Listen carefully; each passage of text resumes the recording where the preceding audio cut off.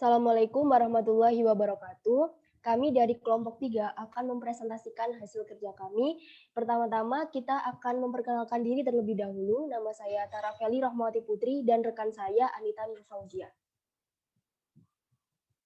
Selanjutnya yaitu pokok bahasan. Yang pertama ada pendahuluan, kedua riset pasar, yang ketiga profil usaha, yang keempat aspek hukum dan legalitas, yang kelima aspek pasar dan pemasaran, yang keenam forecasting, yang ketujuh analisis aspek teknis dan teknologi, yang kedelapan analisis sumber daya manusia, yang kesembilan analisis aspek keuangan, yang kesepuluh analisis aspek lingkungan industri, yang ke-11 analisis kriteria investasi, dan yang ke-12 penutup.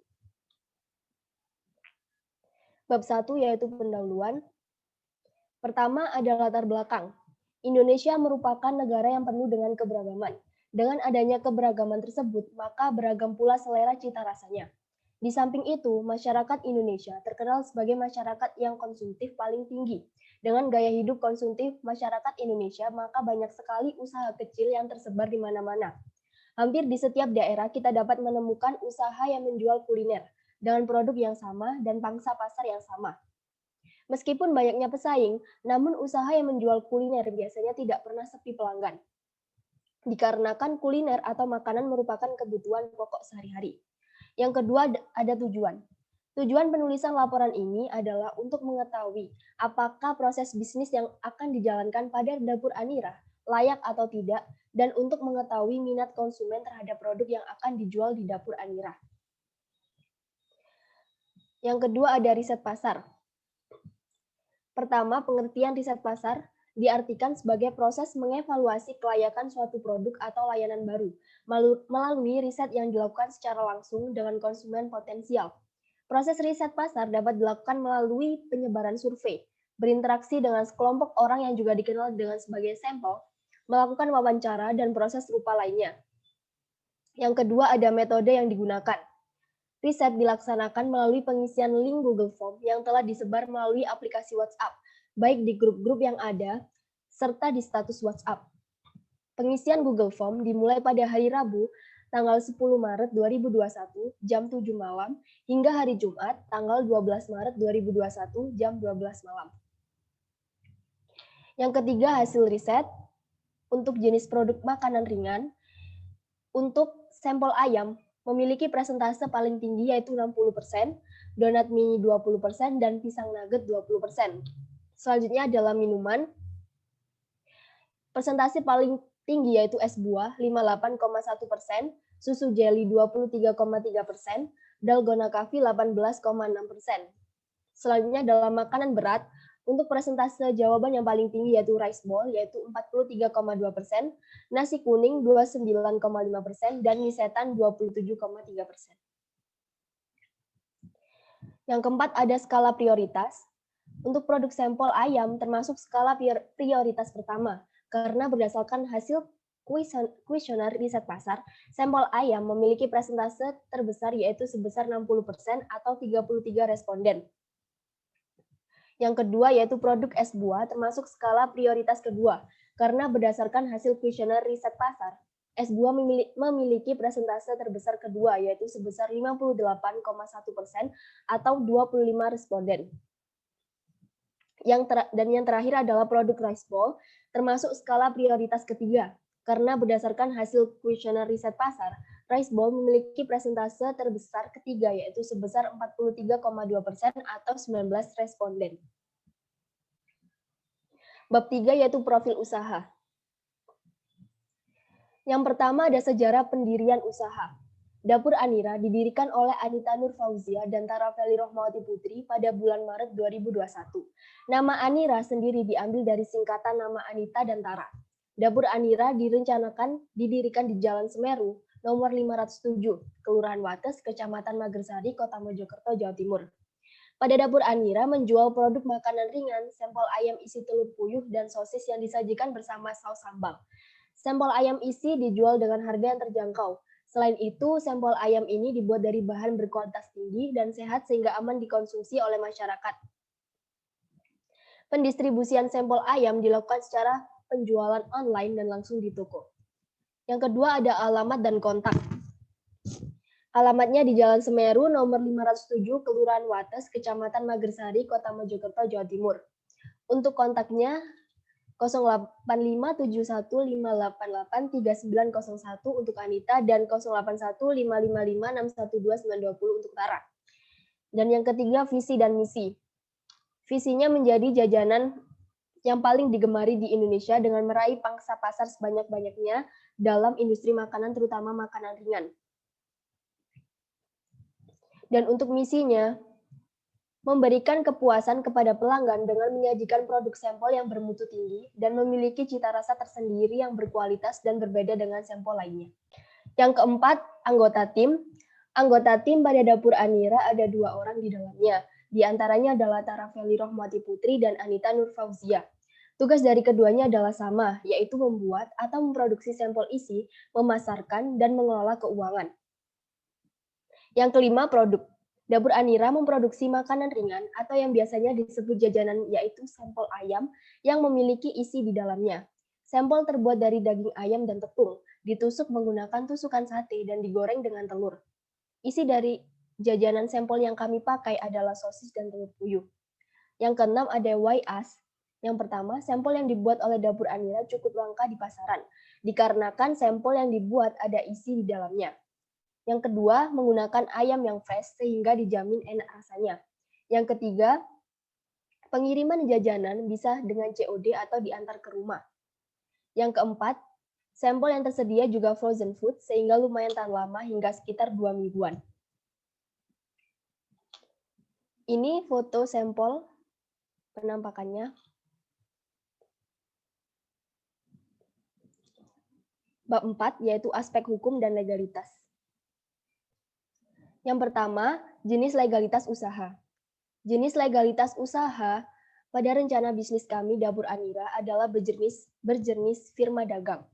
Kami memilih jenis legalitas usaha tersebut dikarenakan firma merupakan bentuk usaha yang didirikan oleh 2 orang atau lebih, Anita dan Tara, dalam suatu perjanjian di mana kedua pihak tersebut yang memiliki tanggung jawab untuk mengolah usaha. Namun usaha atau bisnis tersebut juga diambil dari singkatan nama pemilik usaha tersebut. Alasan lain memilih jenis legalitas usaha tersebut karena kedua anggota firma sudah saling mengenal dan saling mempercayai. Lalu, untuk modal awal yang dikeluarkan untuk proses bisnis berasal dari modal hasil patungan kedua anggota. Dan jika mendapatkan keuntungan dari bisnis tersebut, maka hasil keuntungan tersebut akan dibagi sama rata antara kedua anggota firma. Yang kedua yaitu langkah-langkah memiliki legalitas usaha. Yang pertama, pembuatan akta pendirian. Yang kedua, permohonan surat keterangan domisili perusahaan. Yang ketiga, pembuatan nomor pokok wajib pajak. Yang keempat, permohonan surat pengukuhan pengusaha kerja pajak. Yang kelima, pendaftaran ke pengadilan negeri. Yang keenam, permohonan izin mendirikan bangunan atau IMB. Yang ketujuh, permohonan surat izin usaha atau SITU. Yang kedelapan, permohonan surat izin gangguan atau HO. Yang ke-9, permohonan surat izin usaha perdagangan atau SIUP, dan yang ke-10, permohonan tanda daftar perusahaan atau TDB. Selanjutnya ada bab 5, aspek pasar dan pemasaran.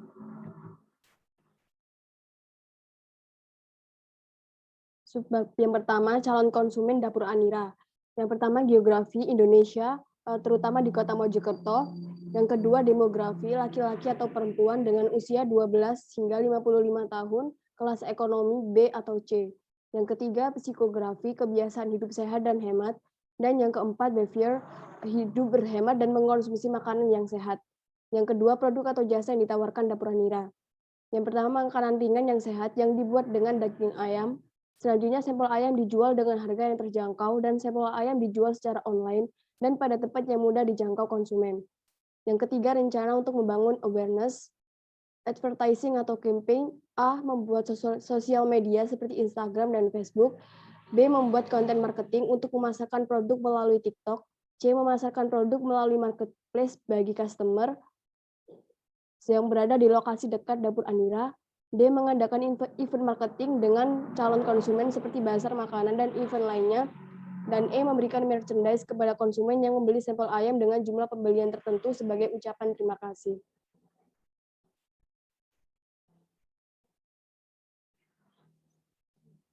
untuk promosi dengan cara mengajak para influencer atau selebgram untuk memasarkan produk, B. memberikan diskon untuk pembelian produk pertama kali, dan C. mengadakan giveaway bagi konsumen yang beli dengan jumlah banyak. 4. Jalur distribusi dapur Anira. Yang pertama, dilakukan secara offline, rencananya akan dibuka toko sendiri yang berlokasi di Kota Mojokerto, Jawa Timur. Yang kedua, jalur distribusi secara online. Rencananya Dapur Anira akan membuat website sendiri, lalu melalui aplikasi marketplace dan delivery, melalui aplikasi Gojek, Grab, dan Own Delivery. Selanjutnya, bab 6 forecasting. Yang pertama ada data permintaan sampel ayam varian biasa. Di sini kami menggunakan data penjualan dari sampel sejati yang berada di Mojokerto. Data permintaan di sini dimulai dari bulan April tahun 2020 hingga bulan Maret 2021.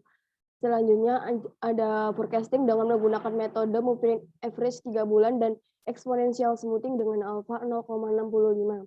Sehingga didapatkan forecasting bulan April tahun 2021 dari metode moving average 3 bulan sebesar 10.838,33 dan menggunakan metode exponential smoothing sebesar 10.946,11. Dan tabel perbandingan nilai error kedua metode dengan menggunakan metode MA3 dan exponential smoothing.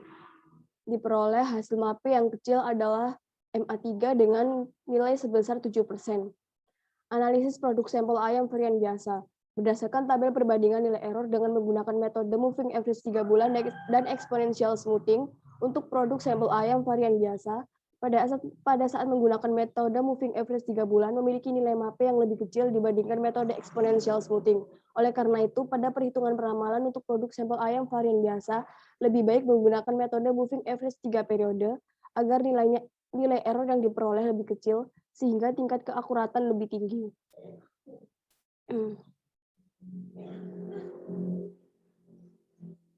Selanjutnya ada data awal penjualan sampel sejati untuk varian isi telur puyuh dari bulan April 2020 hingga bulan Maret 2021. Untuk tabel 6.2.1 forecasting dengan menggunakan metode moving average 3 bulan dan exponential smoothing dengan alpha 0,65 diperoleh hasil forecasting bulan April tahun 2021 dengan menggunakan metode MA3 sebesar 10.586,67 dan exponential smoothing sebesar 11.159,92. Selanjutnya ada tabel perbandingan sampel ayam isi telur puyuh. Diperoleh hasil MAP yang terkecil adalah menggunakan metode moving average 3 bulan dengan nilai MAP sebesar 6%. Analisis produk sampel ayam varian isi telur puyuh berdasarkan tabel perbandingan nilai error dengan menggunakan metode MA3 dan exponential smoothing untuk produk sampel ayam varian isi telur puyuh pada saat menggunakan metode MA3 memiliki nilai MAP yang lebih kecil dibandingkan metode exponential smoothing. Oleh karena itu, pada perhitungan peramalan untuk produk sampel ayam varian isi telur puyuh, lebih baik menggunakan metode MA3 agar nilai error yang diperoleh lebih kecil sehingga tingkat keakuratan lebih tinggi.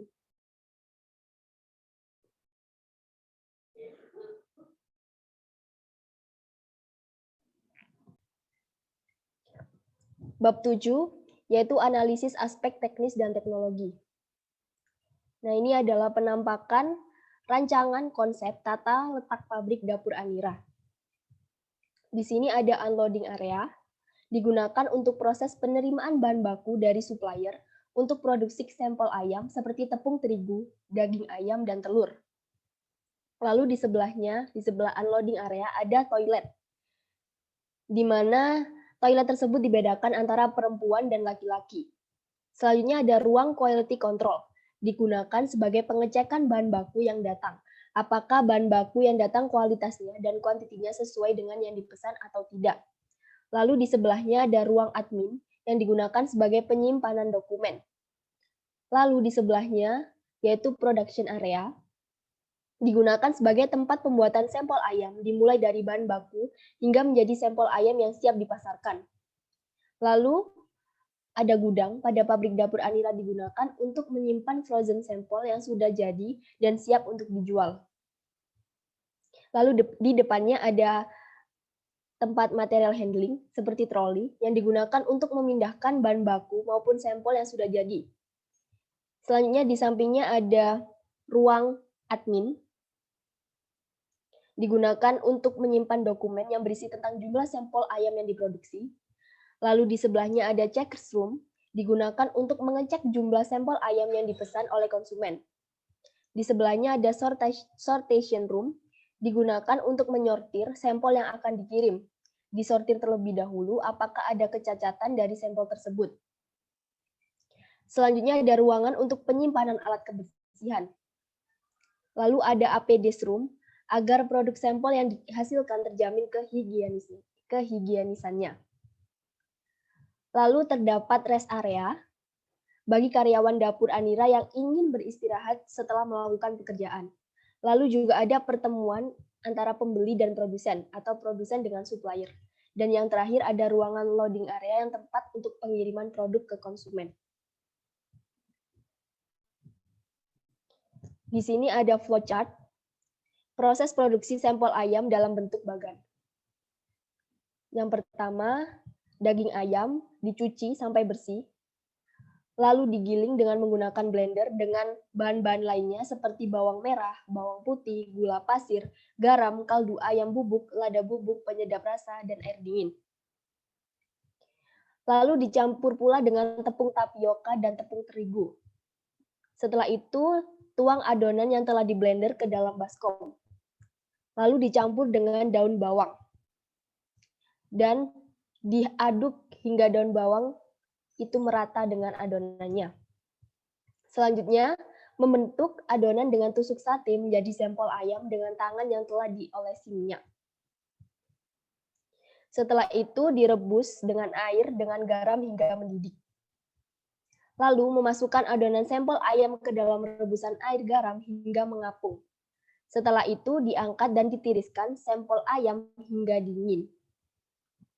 Lalu langkah selanjutnya adalah mencelupkan sampel ayam ke dalam bahan celupan, yaitu telur dan garam. Setelah itu digoreng dan dilumuri dengan celupan yang tadi dibuat hingga kecoklatan. Setelah digoreng, sampel ayam ditiriskan, lalu disajikan dengan menggunakan saus sambal. Berikut ini adalah Operation Process Chart atau OPC, proses produksi sampel ayam. Yang pertama bahannya ada saus sambal, yang kedua ada bahan C, yaitu daun bawang. Selanjutnya ada bahan B. Bahan B meliputi 50 gram tepung tapioka dan 50 gram tepung terigu. Selanjutnya bahan A, yaitu meliputi 250 gram ayam filet, 3 butir bawang merah, 3 siung bawang putih, 1 sendok teh gula pasir, 1 sendok teh garam, 1 sendok teh kaldu ayam bubuk, 1 sendok teh lada bubuk, 1 sendok teh penyedap rasa, dan 100 ml air dingin.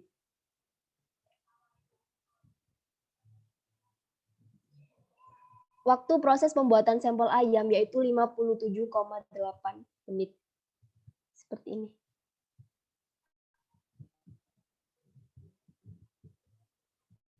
Selanjutnya, bab 8, analisis aspek sumber daya manusia.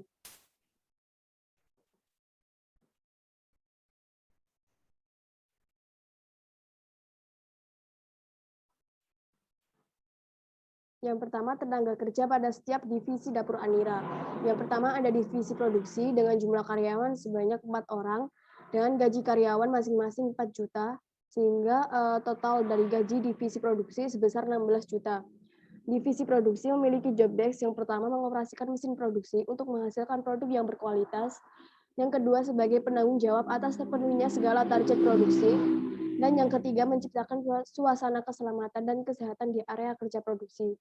Yang kedua, ada divisi administrasi dengan jumlah karyawan sebanyak 2 orang dengan masing-masing mendapatkan gaji 4.200.000 sehingga total gaji sebesar 8.400.000. Dengan job desk, yang pertama melakukan perekapan data dan mengelola dokumen. Lalu ada divisi accounting dengan jumlah karyawan sebanyak 2 orang dengan masing-masing mendapatkan gaji sebesar 5 juta sehingga totalnya 10 juta. Job desk dari divisi accounting yang pertama adalah membuat dan menyusun laporan tentang kondisi dan perkembangan keuangan di dalam perusahaan. Yang kedua, menyusun dan membuat anggaran pengeluaran dan pendapatan perusahaan secara periodik.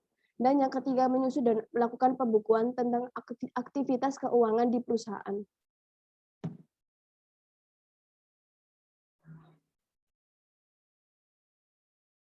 Lalu ada divisi purchasing dengan jumlah karyawan sebanyak 2 orang, dengan masing-masing mendapatkan gaji sebesar 4 juta dengan total 8 juta. Jobdesk yang pertama melakukan pengadaan atau pencarian supplier barang dan bahan untuk mensuplai barang yang dibutuhkan oleh perusahaan. Yang kedua, melakukan pembelian barang-barang sesuai kebutuhan perusahaan, baik dari jenis material, jenis barang, dan cocok harga sesuai budget perusahaan. Yang ketiga, melakukan negosiasi harga kepada beberapa supplier barang. Dan yang terakhir ada divisi warehouse dengan jumlah karyawan sebanyak 2 orang, dengan masing-masing mendapatkan gaji sebesar 4 juta, sehingga totalnya 8 juta. Jobdesk-nya yang pertama, sebagai tempat berakhirnya proses produksi di dalam perusahaan atau sebagai gudang tempat sentralisasi hasil akhir produk. Yang kedua, melakukan pembukuan jumlah dan jenis barang yang sudah keluar dari perusahaan dan jumlah barang yang sudah diproduksi oleh perusahaan. Yang ketiga, melakukan pengemasan terhadap barang hasil produk untuk dikirim ke konsumen perusahaan. Dan yang terakhir, mengkoordinasi pengiriman barang hasil produk ke semua konsumen perusahaan.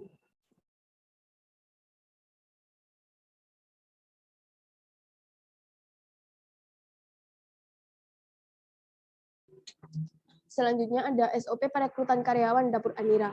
Di sini ada 3 halaman. Di halaman pertama berisi untuk mengetahui histori perubahan SOP dari waktu ke waktu.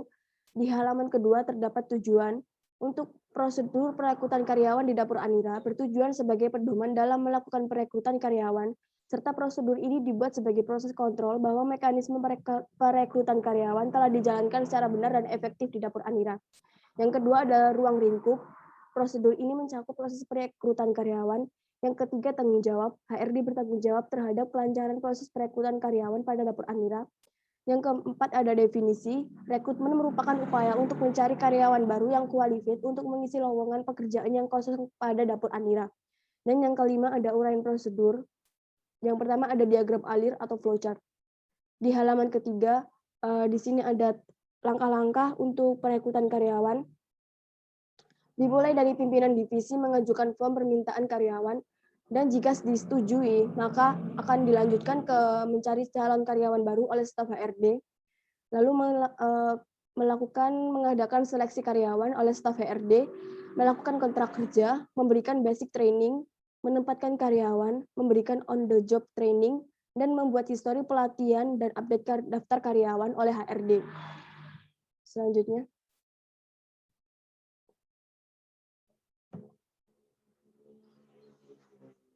Di sini ada struktur usaha atau organisasi dari dapur Anira. Di bagian atas sendiri dipimpin oleh direktur atau owner sendiri di dapur Anira. Lalu di bawahnya ada bagian produksi. Bagian produksi di sini memiliki job desk sebagai mengoperasikan mesin produksi untuk menghasilkan produk yang berkualitas, sebagai penanggung jawab atas terpenuhinya segala target produksi dan menciptakan suasana keselamatan dan kesehatan di area kerja produksi. Selanjutnya bagian administrasi dan umum. Job desk-nya menilai dan menentukan kualitas bahan baku atau barang. Yang kedua, mengurus peralatan dan material. Yang ketiga, mengandalkan pembelian peralatan administrasi perusahaan. Yang keempat, melakukan perekapan data. Dan yang kelima, mengelola dokumen. Lalu ada bagian gudang sebagai tempat berakhirnya proses produksi di dalam perusahaan atau sebagai gudang tempat sentralisasi hasil akhir produk, melakukan pembukuan jumlah dan jenis barang yang sudah keluar dari perusahaan dan jumlah barang yang sudah diproduksi oleh perusahaan. Yang ketiga, melakukan pengemasan terhadap barang hasil produk untuk dikirim ke konsumen perusahaan. Yang keempat, mengkoordinasi pengiriman barang hasil produk ke semua konsumen perusahaan. Lalu ada bagian perekrutan atau HRD.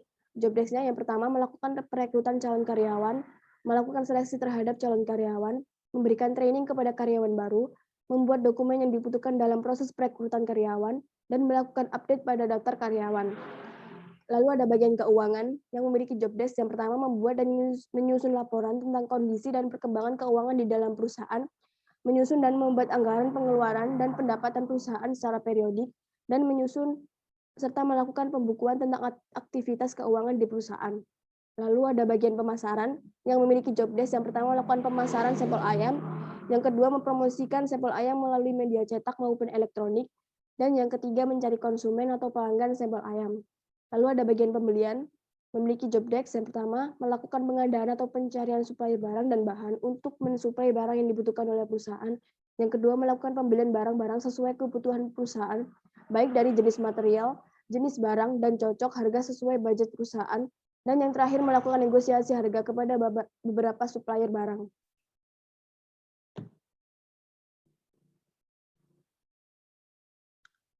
Selanjutnya ada reward dan punishment karyawan dapur Anira. Untuk reward yang pertama, memberikan bonus kepada karyawan yang berprestasi atau yang dapat mencapai target. Yang kedua, memberikan kenaikan jabatan untuk yang berprestasi. Dan yang ketiga, jika mencapai target, mengadakan rekreasi bagi karyawan dapur Anira. Lalu ada punishment. Yang pertama, penurunan jabatan bagi karyawan yang melakukan pelanggaran berat. Dan yang kedua, jika melakukan kesalahan yang sangat fatal, maka akan di-PHK. C, pemotongan gaji bagi karyawan yang melakukan pelanggaran sedang. Lalu ganti rugi jika merusak fasilitas yang ada secara sengaja, dan jika pelanggarannya ringan, maka ditegur dalam bentuk tulisan maupun lisan.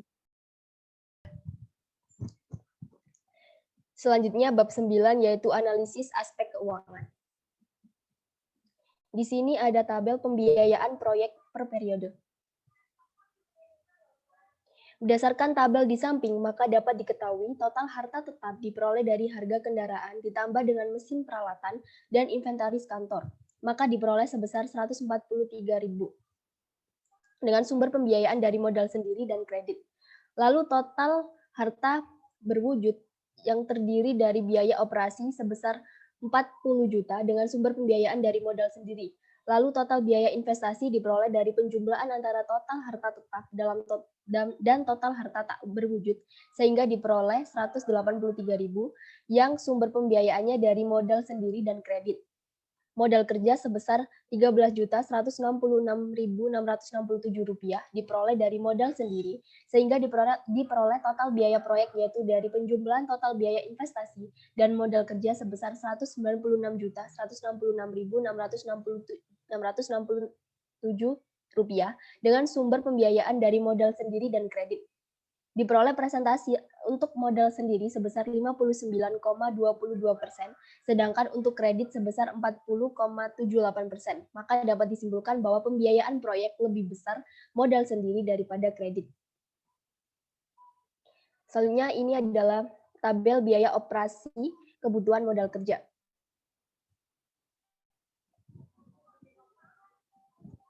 Berdasarkan tabel di samping, total biaya produksi sebesar Rp43.200.000 diperoleh dari penjumlahan antara bahan baku dan bahan pembantu, upah tenaga kerja, serta biaya umum produksi. Kemudian untuk total biaya usaha sebesar Rp114.800.000, sehingga total biaya operasi per tahun sebesar Rp158 juta dari penjumlahan total biaya produksi dan total biaya usaha. Yang ketiga ada laporan laba rugi. Pada tahun pertama, yaitu tahun 2021, laba bersihnya sebesar Rp302.820.000. Lalu pada tahun kedua, tahun 2022, laba bersihnya yaitu Rp300.876.000. Dan pada tahun ketiga, tahun 2023, untuk laba bersihnya yaitu Rp341.143.800.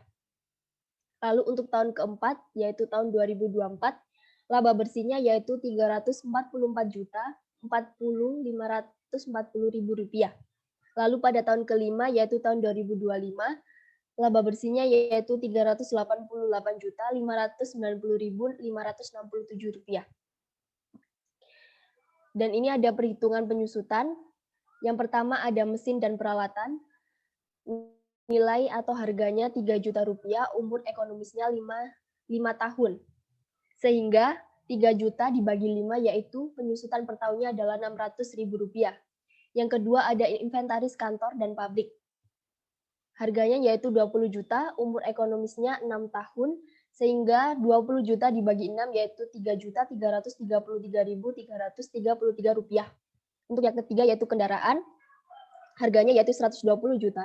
Umur ekonomisnya 8 tahun, jadi penyusutan per tahunnya yaitu 120 juta dibagi 8 sebesar 15 juta. sehingga jumlah penyusutan per tahunnya yaitu 18.933.333 rupiah. Lalu selanjutnya adalah perhitungan amortisasi. Biaya praoperasinya yaitu 40 juta, umur ekonomisnya 5 tahun, sehingga diperoleh amortisasi per tahunnya yaitu 40 juta rupiah dibagi 5, sehingga diperoleh 8 juta rupiah. Selanjutnya ada laporan arus kas.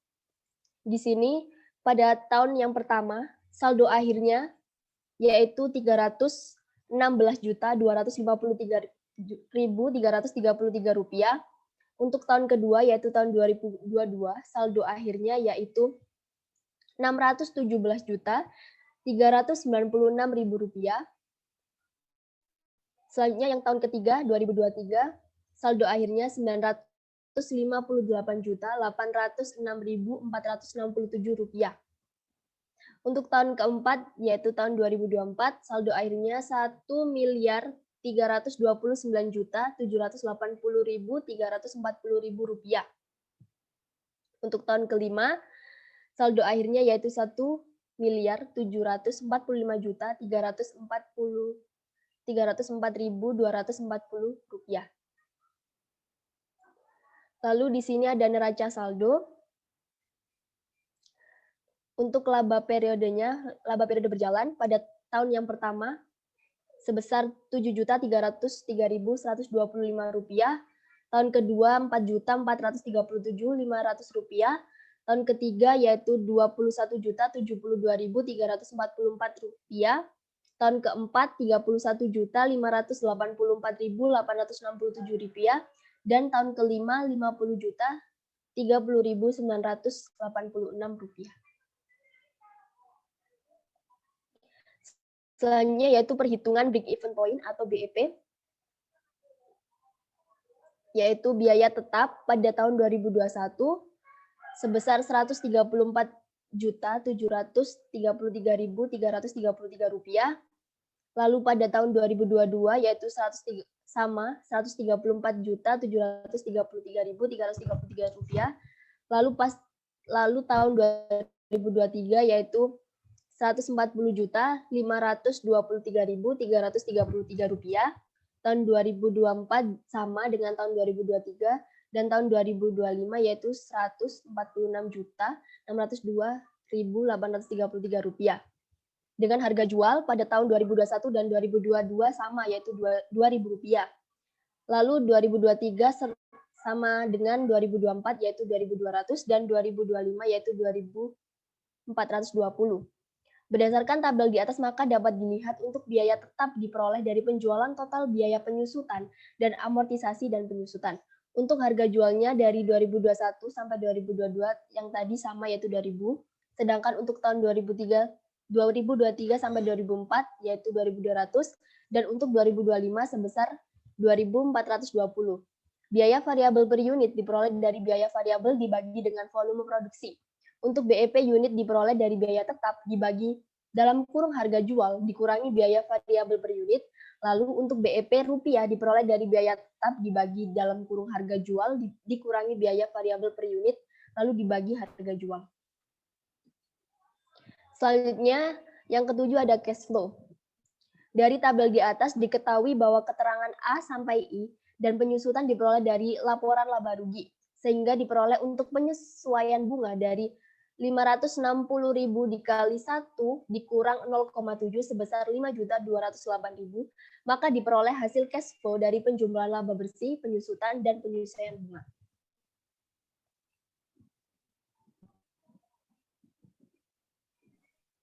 Selanjutnya bab 10, analisis aspek lingkungan industri.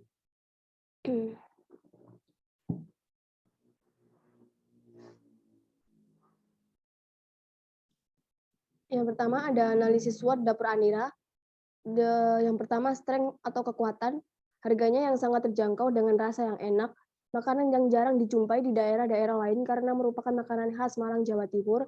Yang ketiga bahan baku yang tidak terlalu mahal. Yang keempat menggunakan bahan makanan yang segar. Yang kelima banyak dinikmati oleh kalangan muda hingga dewasa. Yang keenam makanannya sehat dan bergizi. Dan yang ketujuh tempat usaha yang sangat strategis dan dapat dijangkau banyak orang. Selanjutnya ada weakness atau kelemahan. Yang pertama, sampel yang diproduksi tidak tahan lama dikarenakan tidak menggunakan pengawet. Yang kedua, produknya mudah ditiru karena cara pembuatan sampel cukup mudah. Yang ketiga, desain kemasan sampel ayam yang mudah ditiru. Dan yang keempat, proses produksinya cukup lama mengingat komponen bahan yang digunakan juga banyak dan membutuhkan ketelitian. Selanjutnya ada opportunity atau peluang. Yang pertama, permintaan pasar yang terus ada karena sampel merupakan produk yang cukup populer. Yang kedua, jajanan yang diminati banyak orang. Lalu mengembangkan produk dengan varian yang berbeda. Yang keempat, memasarkan dengan cara online dan memiliki website sendiri. Yang kelima, masyarakat sekitar yang cenderung konsumtif. Lalu ada threat atau ancaman. Yang pertama, harga bahan baku yang relatif selalu naik. Lalu banyaknya jajanan tradisional yang lebih menarik, banyaknya pesaing yang lebih inovatif, persaingan pangsa pasar yang semakin variatif, dan adanya persaingan harga dengan kompetitor yang lain.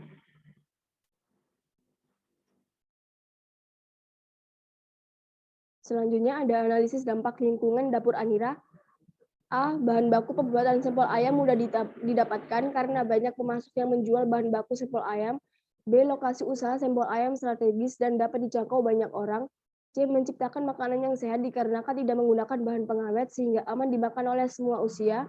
D. Dengan adanya dapur Anira mengakibatkan banyaknya pendatang baru yang menjual sampel ayam. E. Banyak munculnya jajanan yang lebih variatif dan murah. F. Kemasan yang digunakan oleh dapur Anira adalah kemasan yang berbahan kertas sehingga ramah lingkungan. Dan G. Pemasaran yang dilakukan dapur Anira belum maksimal seperti belum dapat dikirim ke tempat yang jauh dikarenakan produk lumayan tidak bertahan lama sehingga kurang dikenal oleh masyarakat. Sehingga dapat disimpulkan bahwa pada analisis dampak lingkungan dapur Anira ini baik.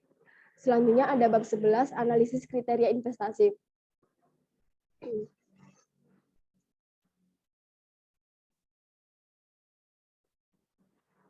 Yang pertama ada perhitungan net present value atau NPV. Di sini diketahui arus kas masuk dari tahun pertama 2021 hingga tahun kelima 2025. Lalu ada harga mesin produksi yang digunakan untuk produksi sampel ayam pada dapur Anira sebesar 3 juta rupiah. Lalu ada tingkat bunga atau suku bunga bank 7% masing-masing tahunnya. Lalu ada diperoleh asumsi perkiraan arus kas masuk dan NPV-nya. Sehingga dapat disebutkan nilai NPV diperoleh dari penjumlahan dari arus kas masuk selama 5 tahun, dibagi dengan 1 ditambah dengan tingkat bunga sebesar 7% yang dipekatkan dengan N, yaitu durasi investasi selama 5 tahun. Setelah itu dikurangi dengan harga mesin produksi sebesar 3 juta rupiah, sehingga didapatkan nilai NPV sebesar 1.378.502.345 rupiah, di mana nilai NPV tersebut akan memberikan keuntungan selama 5 tahun. Dengan demikian, pembelian mesin produksi seperti mesin blender bisa dipertimbangkan karena mampu menghasilkan nilai NPV lebih dari 0. Selanjutnya ada perhitungan internal rate of return atau IRR. Di sini diketahui investasi awal sebesar 1.342.426 rupiah. Lalu ada kas masuk bersih dari tahun pertama hingga tahun kelima. Asumsi nilai R sebesar 17% dan diperoleh internal rate of return dari penjumlahan kas masuk bersih selama 5 tahun dibagi dengan 1 ditambah tingkat bunga yang dipakatkan dengan N atau durasi investasi. Selanjutnya ini hasil dari IRR nantinya akan dibandingkan dengan nilai investasi awal dan hasil dari IRR harus lebih besar daripada investasi awal sehingga asumsi nilai R ini disesuaikan dengan hasil IRR-nya. Next. Lalu di sini yang ketiga ada perhitungan payback period. Diketahui keuntungan setelah pajak dari tahun pertama hingga tahun kelima. Lalu ada depresiasi, ada aliran kas masuk bersih, dan diketahui investasinya.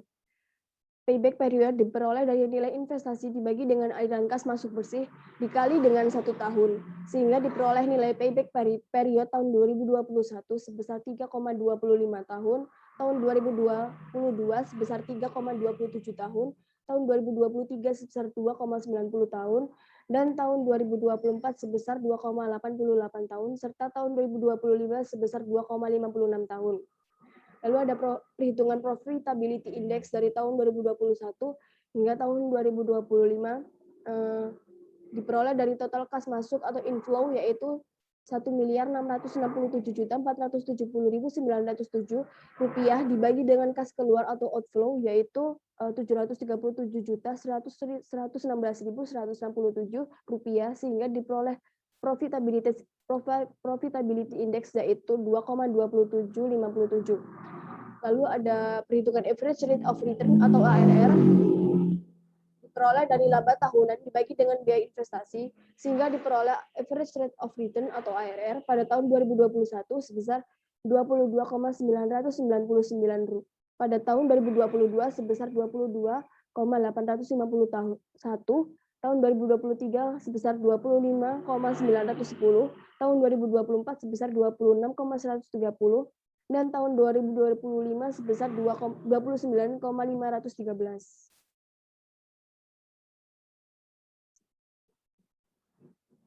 Selanjutnya bab 12 penutup.